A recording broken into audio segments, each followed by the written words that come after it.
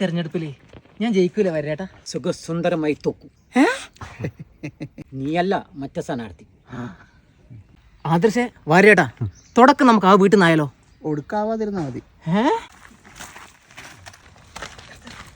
അച്ഛൻ്റെ അടുത്ത് എന്നെ പൊക്കി പറയണം.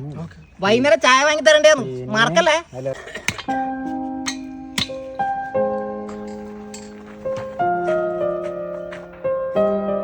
എന്താ ഇന്ദുകുമാറിന്റെ ഫ്യൂച്ചർ പ്ലാൻ? അച്ഛാ, ഞാനീ വരുന്ന പഞ്ചായത്ത് ഇലക്ഷനിൽ മെമ്പറായിട്ട് മത്സരിക്കുന്നുണ്ട്. ബുദ്ധിയിൽ ആരും കിട്ടിയില്ല നിങ്ങൾക്ക് മെമ്പറാക്കാൻ. ഞാൻ പറഞ്ഞിന്, ആര് കേട്ടില്ല. ആര് കേൾക്കാൻ? അച്ഛാ, നാട്ടുകാരുടെ സുപ്രധാനമായ തീരുമാനമാണ് ഈ വരുന്ന തെരഞ്ഞെടുപ്പിൽ ഞാൻ തന്നെ ജയിച്ച് മെമ്പറാവണം എന്നുള്ളത്.